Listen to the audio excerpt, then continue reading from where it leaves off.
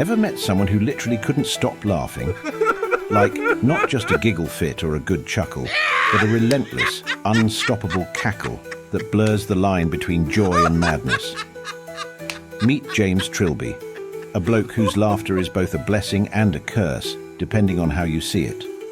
His tale will have you grinning, scratching your head, and pondering the fine line where amusement tips into tragedy. This isn't just a story about laughing, it's about the raw, uncontrollable force behind it. Bug-eyed tales unravel his story in Trapped in Laughter. When stand-up comics say they slayed an audience, they mean it figuratively. It is rare to hear about someone literally laughing themselves to death unless they had a stroke as a result of it. But then there was this guy I knew, James Trilby. Never ever have I met a man as odious as this unbearable man. He was always laughing.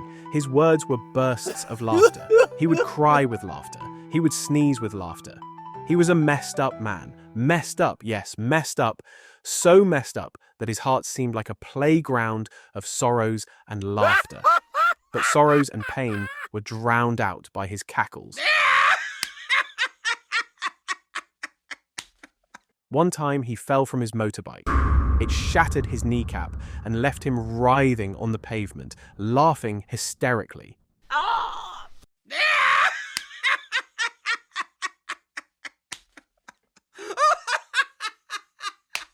At the hospital, they discovered the damage was so severe that they had to replace it with titanium.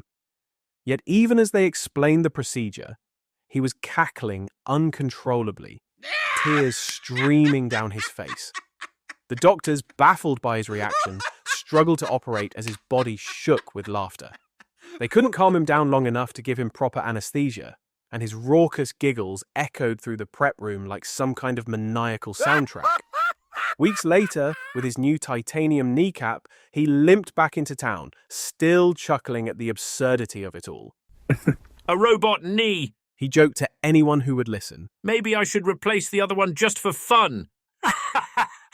His laughter never ceased, and even the accident couldn't quiet his maddening mirth. He would make the doctors, the nurses, and even the dying patients laugh along with him. It was as though he had been cursed by some ancient force, a laughter that mocked every tragedy it touched. Some whispered about a witch doctor James had angered years ago, back when he was a teenager backpacking through the remote villages of Africa. The witch doctor, they said, was a reclusive man known for his strange brews and darker curses, and James's disrespect had supposedly earned him a punishment that would follow him for the rest of his life. Others muttered about a rare disorder that drove him to laugh away his pain. But then, people began to speak of something stranger. The sardonic herb. Legends from Sardinia told of a plant so poisonous that it could twist the face of a dying person into a convulsive grin. A grotesque laughter that foretold death. The ancients called it the sardonia or sardonic herb. Shepherds swore it grew along lonely paths, its innocent yellow flowers hiding its deadly secret. Some even claimed that it was used by villagers to send their enemies, or burdensome elders, to the afterlife, grinning all the way. Maybe James ate a salad that had sardonia, that cursed herb from Sardinia, known to twist faces into a grotesque grin as it claimed its victims. It wouldn't have surprised anyone. But there were other theories too. Some, like Victor Hugo and Shakespeare, whispered comparisons to the fate of Chrysippus, the ancient Greek philosopher. Chrysippus, a brilliant mind of the Stoic school, was said to have died in a fit of uncontrollable laughter. According to legend, he saw a donkey wander into his house and, with perfect absurdity, begin eating 3 dozen figs he had carefully saved for himself. Unable to stop laughing at the ridiculousness of the scene, Chrysippus met his end not with a gasp of wisdom, but with a laugh that echoed through history. While the legend insists Chrysippus laughed himself to death, some spoilsport named Diogenes Laertius had the audacity to suggest otherwise. According to him, our man Chrysippus didn't actually succumb to a lethal giggle fit, but rather to a bit too much of the old, undiluted wine at a feast. A classic case of ancient overindulgence. Essentially, He didn't die from laughter. He died from booze. But let's be honest, forensic science back then was basically non-existent, so who really knows? The truth is lost to time, leaving us with a death so absurd it fits perfectly alongside tales of others who supposedly laughed themselves into the afterlife. Oh well, I digress. So back to James. It was not possible that he had seen a donkey under such circumstances. Sardonia only grows in Sardinia. It must be eaten fresh. An occasional traveller, James had vacationed in Europe, but has never been to the island of Sardinia in Italy. Also, why is he the only one afflicted with this? While Oenantha crocata is scientifically documented and considered one of the most poisonous plants in Europe, its historical role as Sardonia is part fact, part folklore. Ancient Sardinians reportedly used this herb to poison their enemies or euthanize elderly people who were no longer able to care for themselves, according to some accounts. The victims would appear to laugh as they succumbed to the plant's effects. The term sardonic grin thus came to signify laughter or smiles, masking something sinister or deadly. Regardless, it underscores how cultural and natural phenomena often intertwine to create lasting legends. But the story stuck. It's the herb, people whispered. It must be. After all, what else could explain his laughter, people thought. The doctors shook their heads, the priests crossed themselves, but the idea refused to die. One day, I dared to ask him, why don't you see a doctor or a therapist? Maybe taking antidepressants might help. Ha ha ha! He laughed out loud. It's useless. Besides, it's not convenient for me to stop laughing. Ha ha ha! He replied, wiping tears of mirth from his eyes. Everything that happens to me is so true. I have to laugh to avoid exploding. Another time, I found him puffing with laughter in the middle of the street. What's the matter, James? Why are you laughing? I asked. His eyes sparkled with mischief, and he doubled over before he could reply. What he finally said would haunt me forever. Oh dear, if only you knew. Yesterday the doctor told me my prostate and heart are in bad shape. Can you believe it? They say my prostate's as big as a grapefruit. How hilarious. Maybe I'll grow a whole fruit basket next. The doctor thinks that in my next episode I might just drop dead. Isn't that funny? Don't you find that amusing? Well, I find it very sad. Or do you not believe your doctor? On the contrary, I do believe him. I'm sure I'm going to die. And soon, very soon. I can already see myself in the coffin, stiff as a board, surrounded by candles, flowers, and an angel looking down on me with flies flitting about. How funny, Holy Virgin. My friends will walk in on tiptoe to the mortuary chamber. They will look at me laughing inwardly, like the true worms they are. On their way, in the dining room, they will get drunk on my last bottles of beer and ale, saying, "Poor James. He was very kind, but a bit of a drunk." And I, upon hearing them, will die of laughter. Let me laugh.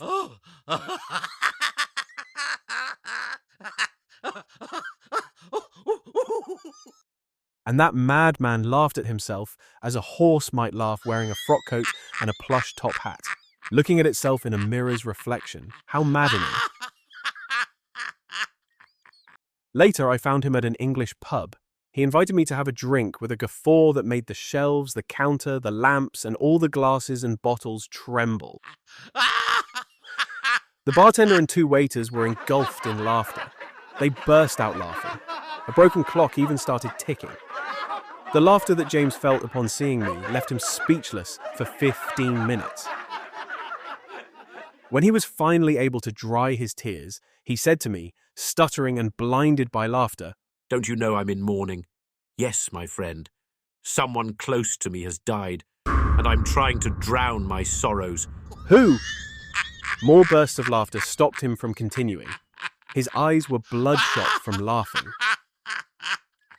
His nose, mouth, and ears were all convulsing. Joy seemed to radiate from his skin. James laughed with his arms, with his hat, even with his boots. He trembled from head to toe. It was like an epilepsy transformed into laughter. "But who has died?" I asked again. My wife. My friend. Yes, sir, my wife. And the funniest part is that I adored her. I couldn't live without her. I assure you, I haven't killed myself because I can't load my revolver. I'm dying of laughter.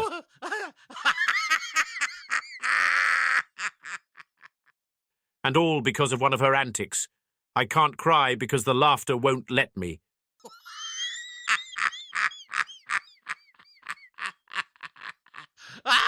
He told me that the loss of his wife and son is what has sent him spiraling even deeper, though you'd never guess it from the way he carried on. My wife, she passed away so suddenly. He began, his voice trembling with suppressed laughter. An aneurysm in her sleep. Not a sound, not a word. Just gone. Do you remember my son? His lips twitched uncontrollably, his face twisting into a manic grin. He was born with no diaphragm, can you imagine? Poor boy couldn't breathe properly his whole life. His little body just gave out one day. They called it respiratory insufficiency due to congenital anomalies. What a mouthful for something so simple. He just stopped breathing.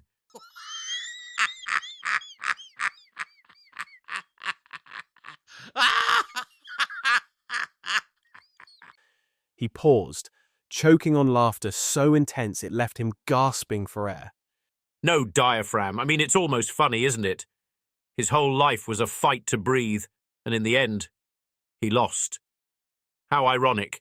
I assure you, my face hurts from laughing so much. My jaw nearly fell off. But oh, I've never laughed so much or so hard as I did at the wake and at the cemetery.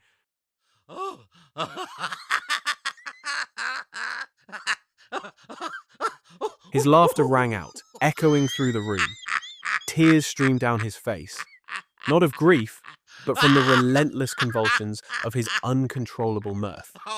The tragedy, it seemed, only fueled his laughter further, as if it were the only way his body could endure the weight of his pain. Between bursts of laughter, he went on summarizing his latest misfortunes. The waiters at the cafe, although they were already accustomed to seeing me there, looked at me curiously and laughed without understanding. Laughter is contagious. But James's laughter was even more contagious still. The cashier clutched his abdomen with his hands and knees. The bartender collapsed over the counter and for hours below laughed out loud, joining the chorus of customers and waiters. However, one customer, happily munching on peanuts, laughed so uncontrollably that he started choking on one of the nuts. As he gasped for air, still clutching a handful of peanuts, the cafe's mischievous parrot, drawn by the commotion and the scent of the peanuts, fluttered down.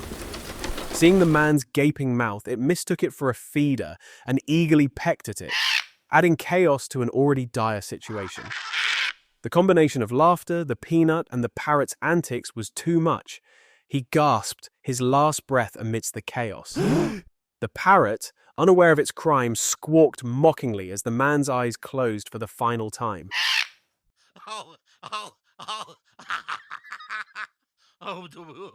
How funny. He told me, agonizing. To make things worse, I'm already dying of prostate cancer. What a hilarious thing. Look. My skin is stuck to the bones. What a laugh. I'm dying. The last 3 bursts of laughter were the final gasps. They were raucous. That's how he eventually died.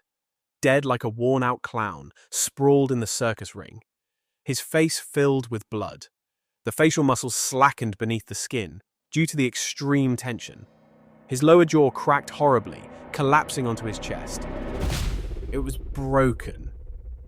From his eyes, tears of laughter flowed for 10 minutes. 6 years passed. The family transferred James's remains to an ornate urn. The skeleton had turned to dust, but the skull was intact. It displayed its teeth and kept laughing. Laugh today, because they say laughter is the best medicine. But like anything, too much of it can be dangerous. Laugh as he did, as you will, as we all must, until the cure becomes the sickness.